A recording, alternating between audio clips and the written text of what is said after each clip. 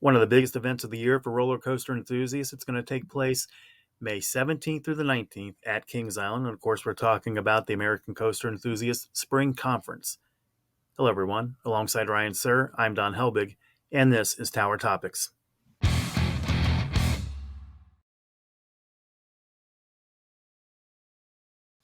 Tower Topics is a podcast by Kings Island fans for Kings Island fans, because that's who we are and that's who we care about.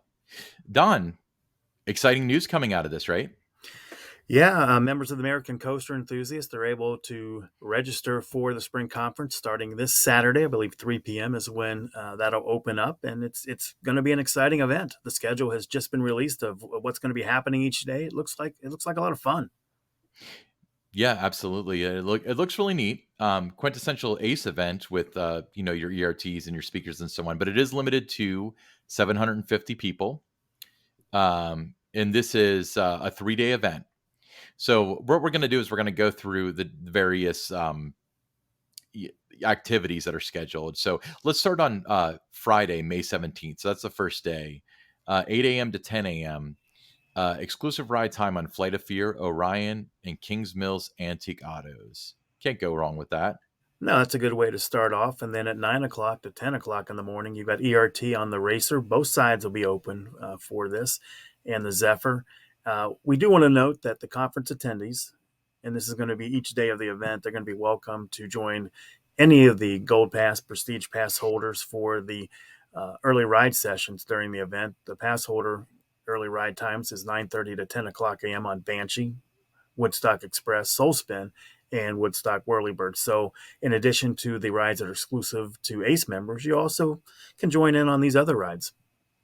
Yeah. And then from 10:15 to 11 a.m., this is still Friday, by the way, behind the scenes experience for the Racer / Orion. So that's a cool little tour. You go back there and you get to see Kings Island's Giga Coaster, and then you get to see the Racer in a whole new way from behind.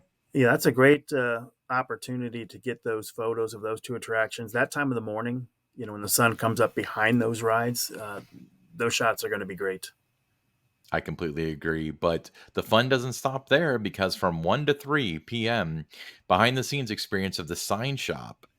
Now, Don, why don't you explain a little bit of the significance of the sign shop? Because those of you who haven't taken a tour of that probably don't quite understand why that would be something that's on the agenda. Well, you're going to see a lot of park signage that maybe used to be out in the park, old ride signs and, some other things that are in there. So it's a really unique experience walking through there. Some things that are going to be coming up that haven't been placed out in the park yet. You get to see that. You get to see the paint shop while you're walking through there. And it's a place that a lot of guests just haven't gone through. So it's kind of unique. It's part of the event that I think is going to be one of the highlights for a lot of members. Yep.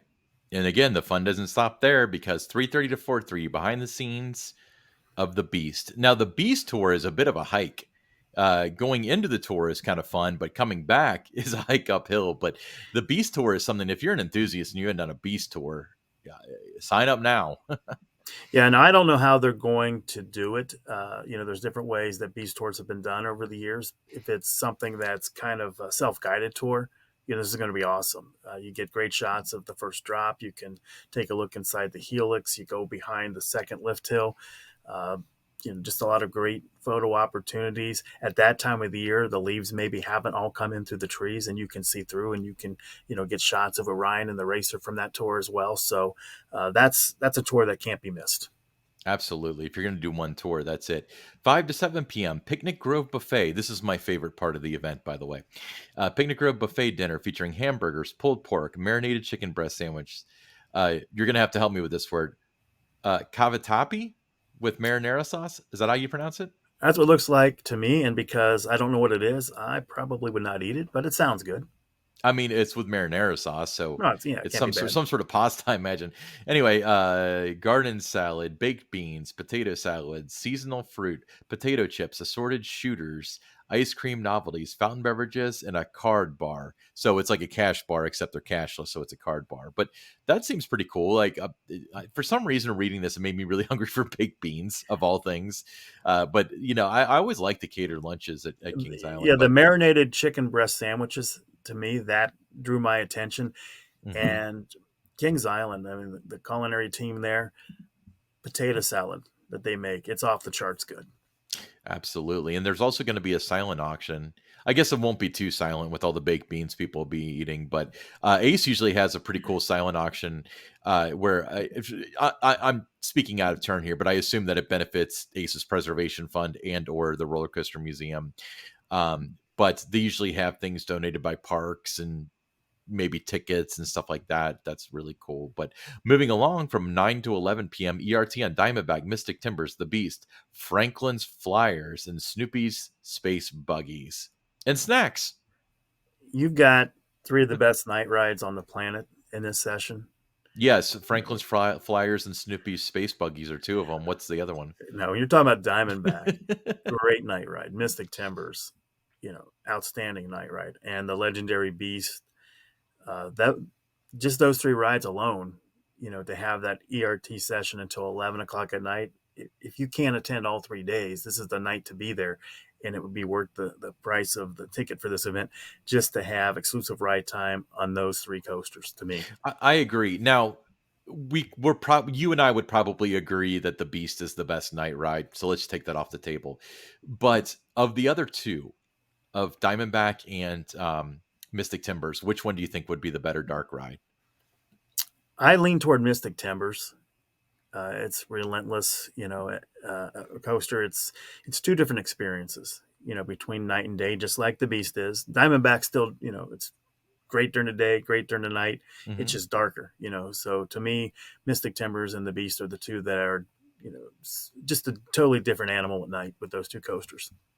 Yeah, I love Diamondback at night, and I think Mystic might edge it out because I feel like the reason why the Beast is such a good night ride is because you're so separated from the rest of the park, especially at the back of the ride. And Mystic is the better one of the two to simulate that. Now, with that being said, Diamondback at night, the views of the park are really, really cool too. But fortunately, you'll probably have the opportunity to experience all three of Yeah, the, but it's a well, great all way five to of them. cap off day one of this event, having Diamondback, Mystic Timbers, the Beast. You can also get your rides in, as you mentioned, on Franklin's Flyers and Snoopy Space Buggies. So there's going to be, members with that do have young children and that with them. So it's great to see that they've got some of the kids' rides available as well. Well, Franklin's Flyers, formerly Woodstock's, help me out here. Woodstock Woodstock's Gliders. Gliders, yeah. I almost said Woodstock's Whirly Birds, but I was like, that's something else. But that one is kind of beloved by enthusiasts. The Space Buggies thing, I think, is a good opportunity because I mean, I've never ridden it because I've never really had a kid to ride with. It's So I fun. think that yeah, I ridden the Dollywood version. They don't age discriminate. Anyway, so after I guess a short nap, you start day two, Saturday, May 18th, from 8 to 10. You got ERT on Adventure Express, Banshee, and Soul Spin. Three good That's the rides to start today. yeah. Yeah, I don't know if I've ever done Soul Spin at night. That's beside the point. But ERT on Adventure Express and Banshee, I mean, that is pretty cool. 9 to 10 ERT on Bat and Cargo Loco. I can only imagine how fast these acers will get the Cargo Loco thing spinning because I've seen them and me included at with the tip top thing at Strickers Grove, and just all of them are spinning like crazy. So that would be fun to The see. great But thing about that ERT from 9 to 10 on Cargo Loco is because when you have these ACE events, it's about the camaraderie, just mhm. having a lot of fun with your friends. And, uh, you know, they're going to be talking about those spins on Cargo Loco for years to come. What's funny is there are events that happened like 20 years ago that are so there are events that happened like 20 years ago, like back like 2006, so about 18 years ago, in which everybody did this one trip where they did Hollywood Nights and then they did Beach Bend because both of those parks had new coasters, and then they did Kentucky Kingdom, and then they came back. And there are still people that I didn't know at the time that I mentioned that trip, and they're like, "Oh yeah, yeah, I was there," and so we still have that connection. I didn't know them, and I just met them recently, but like, we had that shared experience, even though we weren't Hmm. together. And I feel like this is going to be one of those things. But also with this, conference attendees are welcome to join Passholder ERT from 9:30 to 10. Banshee, Woodstock Express, Soul Spin, and Woodstock Whirlybirds. Then 10:30 to 11 a.m. First ride of the day on Kings Island and Miami Valley Railroad with an Ace exclusive train talk. I guess they're going back, and maybe Conductor McBride or one of those fine folks is going to tell them about PSIs and all sorts of stuff. Very complicated. You get there in the morning. You might be a little tired from the day before still, but it's a nice way to relax. The park is just opened. You get on the Kings Island Miami Valley Railroad. You get to sit down, just relax a little bit, and learn about the steam train there at Kings Island. Yeah, from some very passionate people. 2 to 3 p.m. behind the scenes tour of Diamondback. That's such a great opportunity to get great photos back there. You do, and the bonus of this as well is you can get some great shots of Mystic Timbers, making that turn off the first drop there, and you also get the Kings Island Miami Valley Railroad, the train coming out of the depot and making that turn and going across the trestle. So some great photo opportunities, not just of Diamondback, but also Mystic Timbers and the Yeah, train there. yeah, yeah.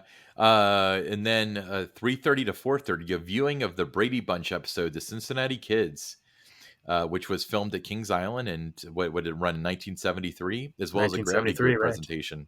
Yeah, you don't Uh, ever want to miss the Gravity Group presentation.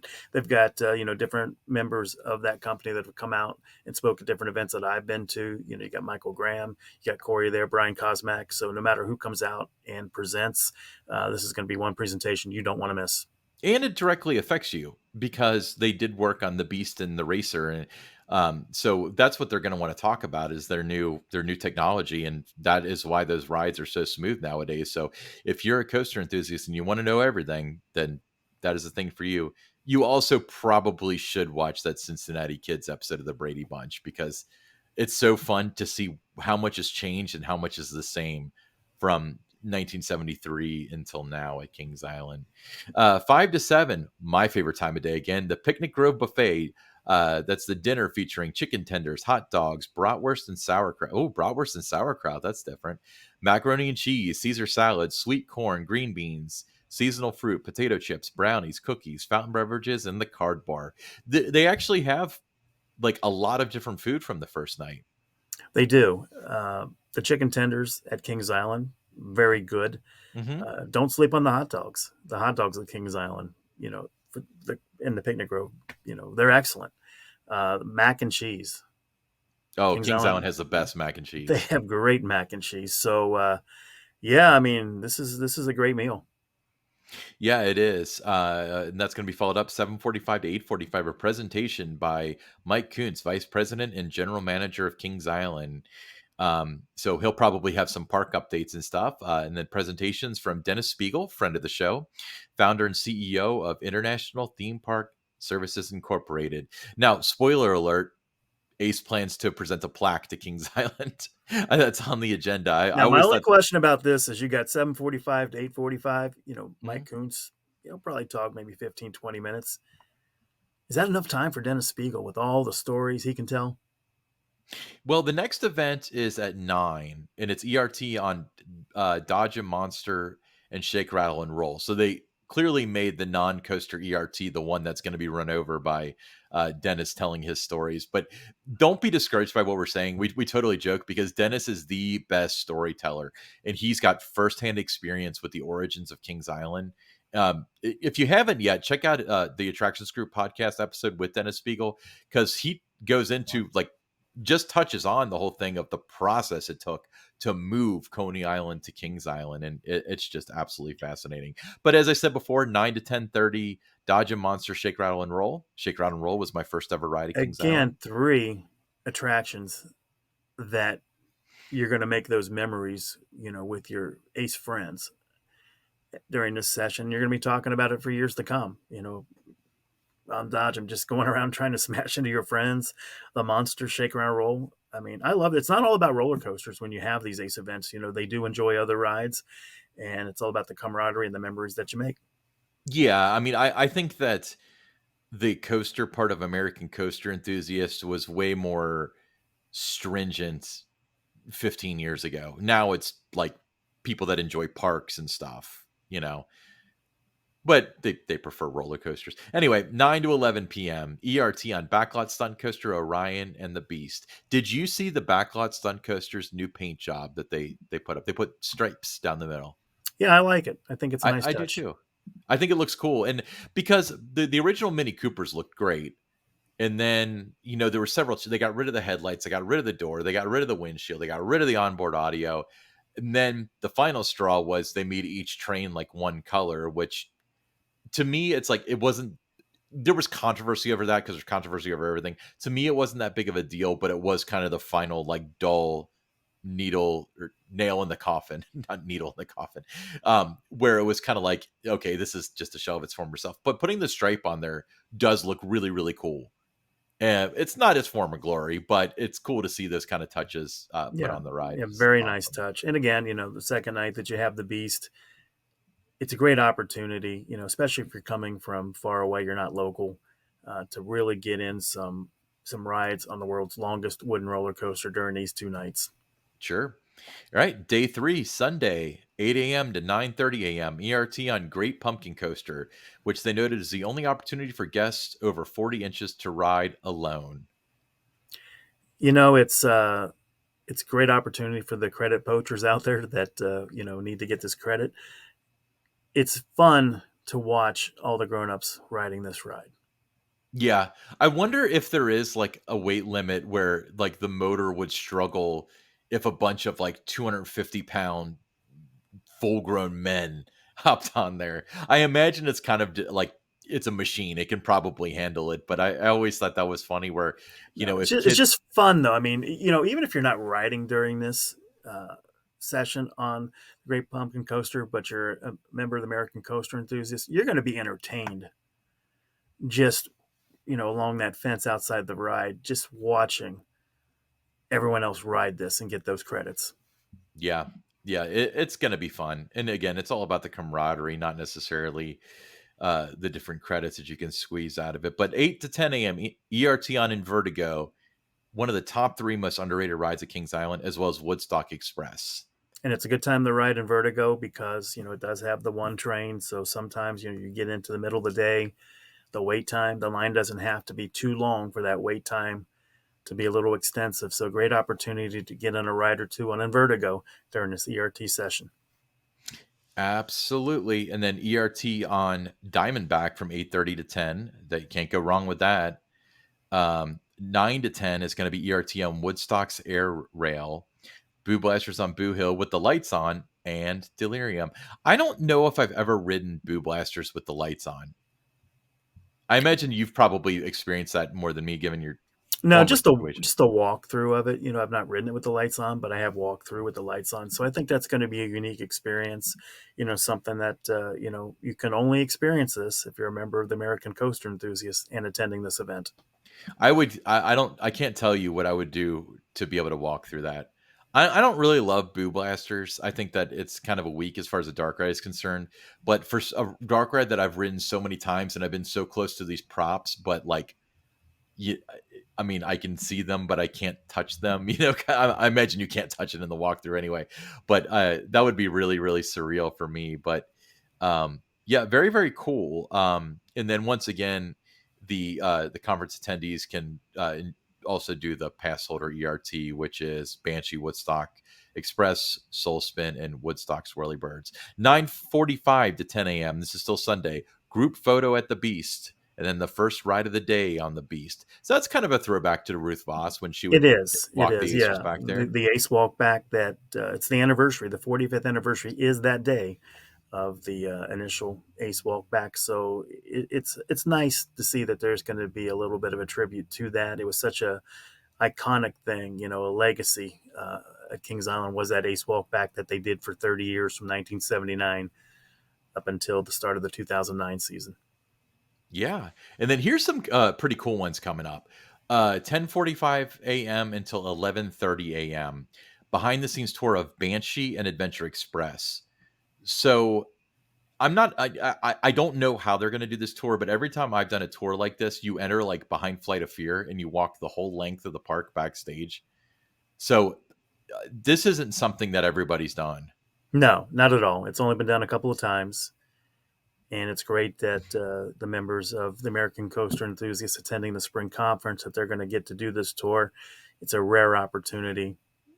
So those 750 members are going to be able to do something that not many people have gotten to do. Absolutely. And then following that, noon to 12:45 p.m. behind the scenes tour part 2 of Banshee and the Bat. So I imagine they'll take them in over by the Bat for that. Correct? Is that what you're thinking? Yeah, there's an area over there that you can kind of go back behind where the Son of Beast station was. You know, there's a little hill that you kind of go down. So I'm imagining it might be through there. Now, don't bank on this happening, but um, that's another place we're going to get some great shots of both Banshee and the Bat. The Bat is one of those rides that when they've done enthusiast events over the years, there's not been those opportunities to get great shots of the Bat behind the scenes. So another one to take advantage of. Yeah, greatly photogenic ride, and it's kind of limited because you can only see it from one side, as you can with many other rides. 1 to 2:15 p.m. Lights on tour of Hotel Saint Michel, the Halloween Haunt Maze. Um, so I actually I did all the haunt mazes with the lights on just through various means. I've not done Hotel Saint Michel, so this is a really cool opportunity for him. It's a great opportunity, and you can really see the story, the backstory of Hotel Saint Michel. You know, I guess come to light. Well, use that phrase or come to light when you walk through this because you get to see a lot of things. You get to take your time a little bit, things that you can't see or you don't notice when you're going through it on a haunt night. Yeah, so you can appreciate the details and stuff. Yeah, I went into pretty in depth about my behind the scenes tour of the Halloween Horror Nights mazes at Universal, and to me, that just gave me a better appreciation of the mazes and the work that went into them. 3:30 to 4:15 p.m. behind the scenes Flight of Fear, peek inside the spaghetti bowl, and if you haven't done that, that's one you must do. Yeah, that's a nice experience. You're going to remember it. You're going to get some good photos in there. A little crowded when you're talking 750 people, to put them through this. I don't know how they're going to do the logistics of that, but it's certainly something to be excited about. And one of I guess, the highlights, for me, if I was doing this event, would be that. Yeah, that's probably one of my favorite things. I just love Flight of Fear, and I love how there's kind of a mystique behind it since it is indoors and so on. So very, very cool. So the price. So by the way, the park closes at 7 on that Sunday, but the pricing for the event is as follows: Ace members $213, Ace members who are ages 3 to 11 $192, non-members $266. Now let's qualify the non-members there. That is only if they get past a certain point with the registration and it is not sold out. So if you're a non-member, don't think you're going to be able to go online on Saturday when registration opens and get a ticket for this event. You're going to have to wait until after, I think it's March 29th. And then if there are still some slots available, then you might have that opportunity to get a ticket. Yeah, and then if you do have a Kings Island season pass or Cedar Fair pass with the All Park Passport, you will save $90 on your registration fee. However, if you purchase this option, you will not receive parking or a ticket. Yep, it'll come on your pass. Right. So, Don, have you bought your ticket yet? Ryan, this is going to be an outstanding event. Ace always does great events. They've had the spring conference in 2014 at Kings Island that I was involved in, kind of helping them put that together. It was an outstanding event. But, given the capped ticket availability, Ryan, I won't be trying to secure one of those coveted tickets. I prefer to leave that opportunity for someone that, maybe they have never experienced Kings Island, or maybe they're an ACE member, but they've never been able to do an ACE event before. So, if I were to buy a ticket, someone who might be in one of those two situations might not. So I don't want to take somebody else's spot. Yeah, that's completely reasonable. But yeah, it sounds like it's going to be a pretty exciting event. So definitely check out aceonline.org for further information and for the portal to purchase tickets. And if you haven't joined yet, join up Ace. They're a great organization. We've had several of the representatives on our various podcasts. But let's move on to our listener question. So, friend of the show, Jim Flukel asked Don, what is the single biggest challenge other than waking up very early while doing press interviews for opening day with morning news crews? Very good question, Jim. Yeah, it's a great question. I think for me, the years I was doing the PR at Kings Island is making sure that, working with the news stations to get their hit times Hmm. and knowing when those were going to be, when they needed someone from the park, whether that was me or someone from a different department, maybe somebody from food and beverage or, maybe operations if it's a new ride. Just making sure you understood and knew exactly when those hit times were going to be. To make sure that not only were you available for those, but also to make sure that the stations had everything that they needed when it was time for those hits. So I think that was the biggest thing. That was the biggest challenge, was just trying to get that as far in advance as you could, because you also wanted to make sure that you were communicating that information to the different divisions in the park. Everybody's trying to get the park ready to open that morning. So you have the maintenance, vehicles going to the park. You have, the different carts, taking ice and things, from the warehouse, to the different restaurant locations and whatever it might be. So you want to make sure that all those live shots and that it's clear of any kind of vehicle traffic or other, people walking behind the scenes and that. So just communicating all of that information and making sure everybody knew this is when these stations are going to be going live, and to kind of just hold off for a few seconds, going through those areas. Yeah, great question, Jim. Hey, everybody. I'm Ryan Sir, along with Don Helbig, and this is Tower Topics.